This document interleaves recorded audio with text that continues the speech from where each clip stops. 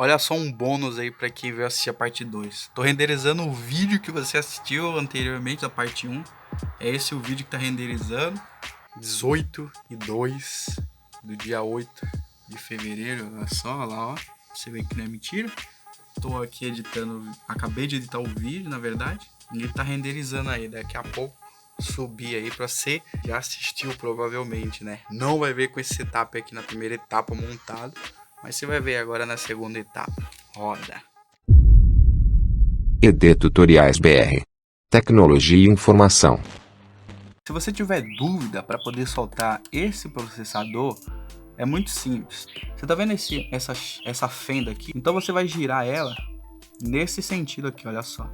De acordo com o que está escrito na placa-mãe.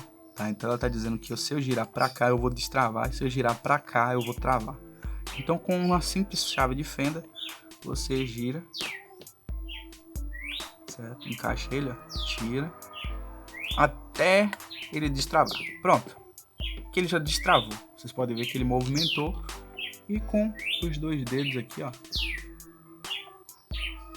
eu soltei o processador sem problema nenhum. Bom, estamos aqui com a fonte. Essa daqui é a fonte que eu mostrei para vocês, original do notebook, tá bom? E como era um projeto de testes, eu optei por não cortar o cabo. Então ele tá com o cabo original aqui.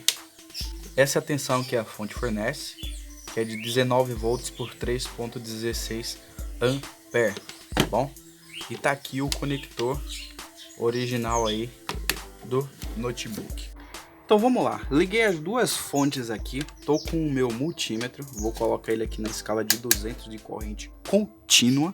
Eu vou mostrar para vocês as tensões que a fonte tem. A maior tensão que a fonte tem é de aproximadamente aí 12 volts, tá bom? E a fonte do notebook nos entrega uma tensão aí de aproximadamente 19.3, 19.2 volts aí, que é a tensão que está descrita na fonte, certo? Então veja só, alguns notebooks, isso vai depender do modelo de notebook, tá bom? Alguns notebooks ele permite que você, por exemplo, com 12 volts faça com que ele funcione corretamente, certo? Mas no meu caso não, porque a tensão nominal do meu notebook, então isso tudo você tem que observar na carcaça que fica atrás. Ele vai te mostrar essa especificação aqui. Olha só, essa especificação. No meu ele está falando que ele funciona com 19 volts. Então nesse caso, essa fonte ATX aqui não me entregaria essa tensão. Talvez com algumas adaptações eu poderia chegar num valor próximo desse, da fonte original, porém ia ficar um projeto mais complexo. E o objetivo desse vídeo aqui é demonstrar o mais simples possível para qualquer pessoa, uma pessoa leiga aqui, chegar e montar esse projeto sem problema nenhum, ok? Então por conta disso, eu vou continuar utilizando a fonte original do notebook. Se eu colocasse os 12 volts, talvez poderia funcionar. Mas o circuito ele foi projetado para trabalhar com essa tensão aqui, e talvez eu colocando a fonte com a tensão mais baixa, ele não funcione corretamente, tá bom? É preciso abrir um entre parênteses até aqui, olha só. Essa especificação que eu mostrei para vocês aí é no meu notebook, tá bom? Ele exige que eu tenha uma fonte de no mínimo 3 ampere, tá? 3 ampere, nesse caso é a fonte original dele ali. Mas só que se caso eu fosse alimentar ele com 12 volts ou com uma tensão mais baixa, iria fazer com que talvez ele poderia sim funcionar, mas só que ele iria exigir mais corrente do que ele foi projetado, certo? Apesar de que ali tem os reguladores de tensão, que vai regular apenas aqui 5, 3.3 volts, enfim, mas só que o circuito dele ele foi projetado para trabalhar com tensões de 19 volts. Ele aceita uma faixinha de tolerância, vamos supor ali 18 volts, 17,5 por aí, ele vai estar funcionando sim, porque é uma faixa de tensão um pouco baixa, né? Questão de diferença de 1 volt, mas isso sim já sofre diferença na questão da alimentação. Imagina alimentar com uma tensão mais baixa, como por exemplo 12 volts. Então por conta disso, no meu notebook não iria ficar legal. Mas no de vocês pode acontecer sim, de a fonte ser de 12 volts para poder alimentar ele sem problema nenhum, aí sim você poderia utilizar os 12 volts direto lá da fonte ATX, tá? Mais para frente eu vou até mais dar uma explicada a respeito disso. Tem outros modelos de notebook que eles funcionam com 5 volts, alguns modelos mais novos aí com 5, com 9, 8 volts aí, ele funciona, tá? Mas tudo isso você tem que olhar a etiqueta das especificações dele, geralmente fica no fundo, ou pesquisar na internet, pesquisar sobre o manual e no site do fabricante para ver até que faixa de tensão é tolerável. Um lembrete muito importante é o seguinte: se você for criança, peça supervisão de um adulto, e se você for adulto, tome cuidado também, tá? Porque apesar desse projeto ser um projeto simples, um projeto caseiro que a gente está fazendo aqui, é muito importante você tomar cuidado, porque a gente está mexendo aqui com equipamento eletrônico, estamos fazendo a modificação, então você precisa prestar atenção no vídeo, se possível veja 1, 2, 3 vezes antes de você chegar aí e fazer esse projeto. É um projeto sim que dá certo, é um projeto simples, qualquer um com o mínimo do mínimo de conhecimento pode fazer esse projeto, porém você precisa prestar atenção no que eu vou estar falando aqui à medida do vídeo, tá? Para que o seu projeto ele dê certo também, ok?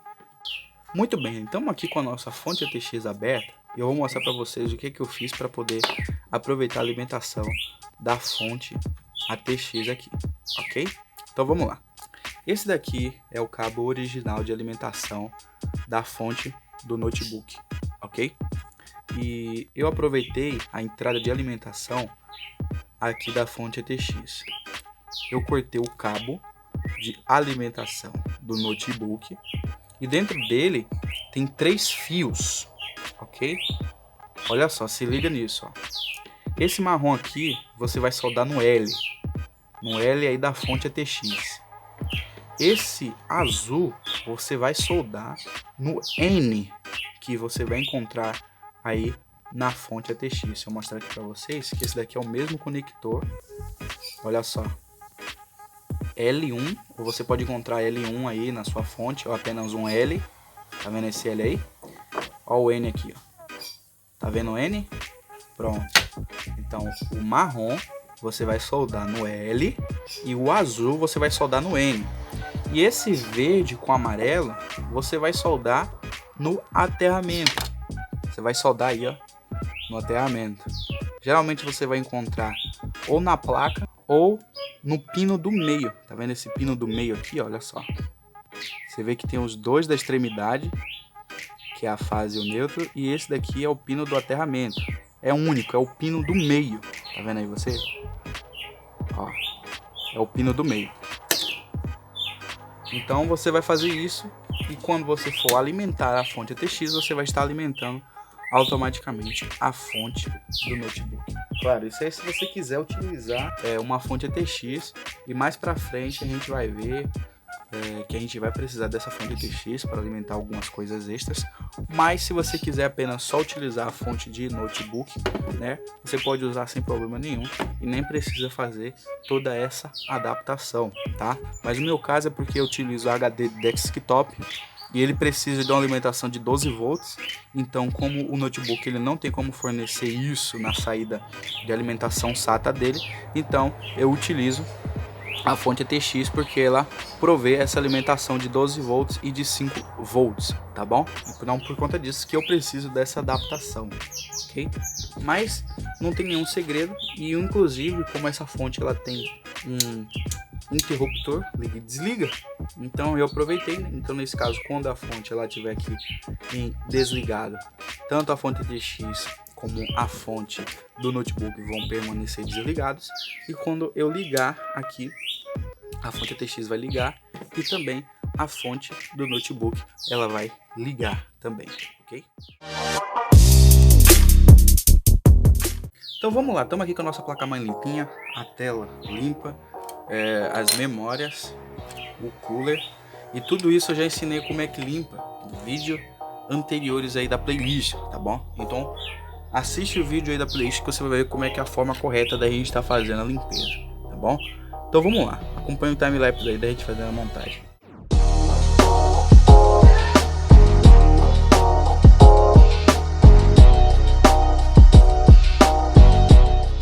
Bom, estamos aqui com um setup mínimo para poder ligar aqui pra gente ver se vai dar vídeo, se vai funcionar tudo certinho, tá? Eu não coloquei o dissipador de calor porque eu vou testar aqui, como vai ser um teste rápido, e pegar, testar e depois já posso colocar a pasta térmica, colocar o cooler e os outros componentes que são necessários para poder o computador ele funcionar. Tá aqui os dois pentes de memória RAM, tá? DR3, tá o processador e o cabo do monitor. Outra coisa que eu acabei esquecendo de colocar aqui agora é o botão power, tá? O kit do botão power com, que nesse caso é esse conjunto aqui que vai aqui, ó. Uma recomendação, você que está assistindo esse vídeo aí, é que se caso você tiver dúvida na montagem do computador, antes de você chegar e desmontar ele todo por completo, você chegar e tirar uma foto para ver como estava tudo. Isso ajuda bastante. E caso você tenha alguma dúvida, você pode chegar e ver onde é que estavam as peças, tudo bonitinho e tal, e para poder que dê tudo certo, tá bom? Então vamos lá, vamos conectar aqui o cabo de alimentação, né? Nesse caso aqui a gente não vai precisar da fonte ATX no momento, só plugar aqui. E vocês podem ver que o LED de alimentação aqui da placa-mãe já acendeu. Aí agora a gente vamos apertar aqui o power. Acendeu, tudo certinho. Vamos ver se vai dar vídeo.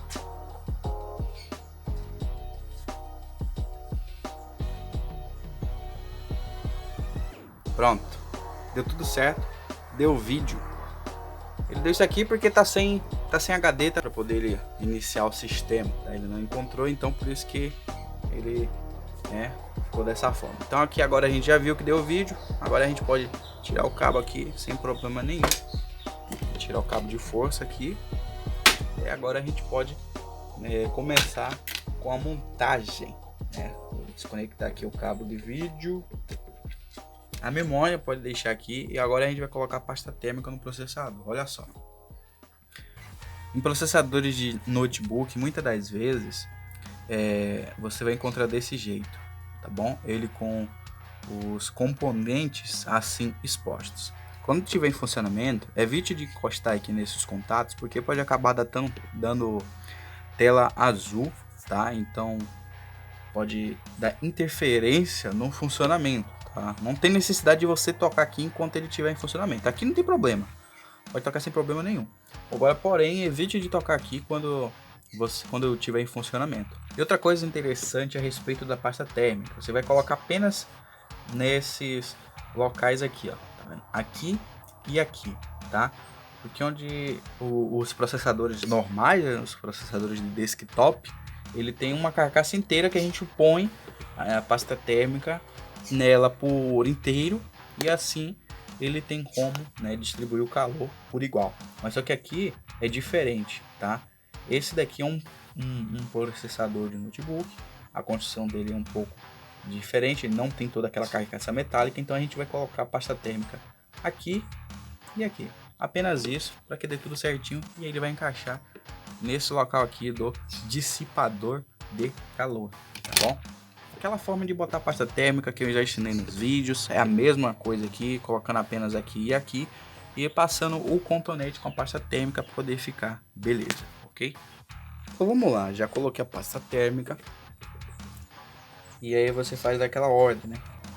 Aí parafuso 1, um pouquinho, aí depois você vem, pressiona, parafusa o 2. Outros modelos de notebook aí podem ter essa ordem aqui diferente, pode ser apenas 3 parafusos, no meu caso o meu é 4 parafusos.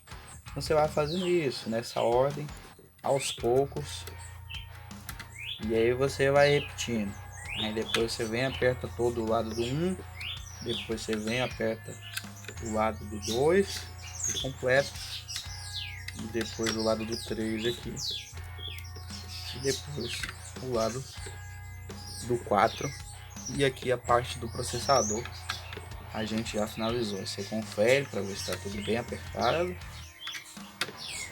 para poder a troca de calor, né? Tem uma boa troca de calor aqui. E agora o nosso cooler aqui, né? Vou colocar, que não tem mais segredo, e colocar o parafuso do cooler, que é aquele parafuso pequenininho que a gente viu anteriormente. Pronto, coloquei os dois parafusos que tem aqui no cooler, que nesse caso é esse daqui e esse de cá, caso você não saiba, né? Nesse caso, nesse modelo de placa-mãe, aqui é só conectar. Pronto.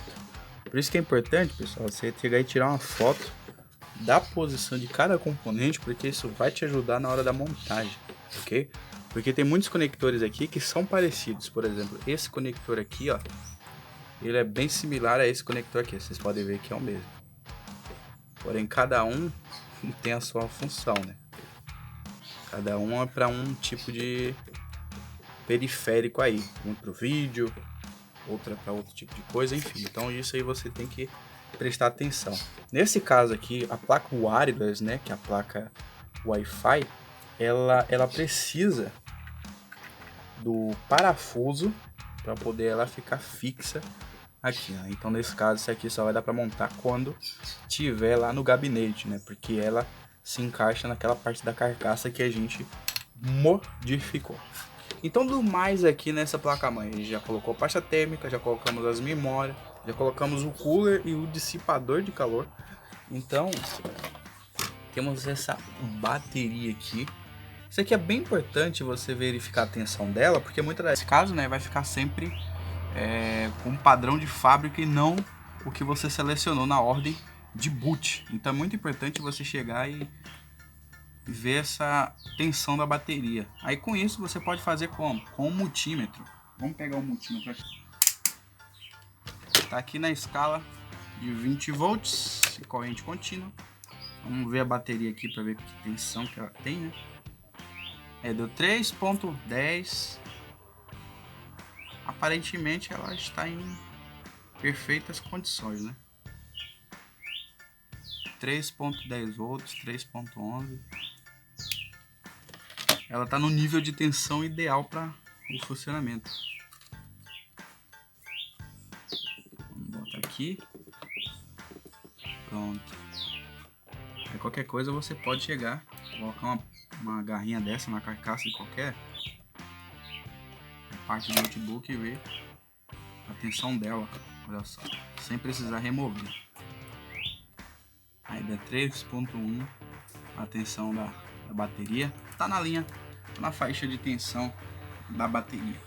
Então essa bateria ela tá boa. Esse circuito aqui, pessoal, a gente vai dar uma modificada nele mais pra frente, porque seria bem legal que ao invés de a gente ficar abrindo o gabinete ou ficar utilizando esse botão para poder ligar o computador, a gente pode utilizar o próprio botão power que tem no computador para poder fazer, né, daquele power on. Isso é bastante interessante da gente fazer. E também dá uma forma da gente estender essa porta USB, porque nela desse jeito aqui fica ruim pra gente estar acessando. Essas outras até que não, porque elas ficam para fora e isso facilita. Porém essa daqui ela vai ficar praticamente interna, então a gente utilizar uma extensãozinha USB é bem interessante.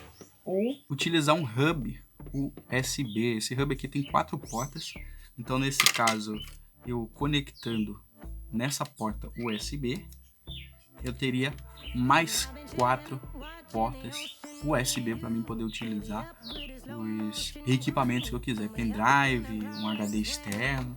Então com isso, totalizando, eu teria 6 portas USB, tá? Isso é bastante legal, porque o notebook, esse modelo do meu aqui, ele só vem apenas com 3 portas USB, e adicionando aqui seria bastante legal, né? Adicionar mais 4 portas USB aí no nosso computador, tá bom? Mais pra frente a gente vai ver o que a gente vai fazer com isso aqui, ok?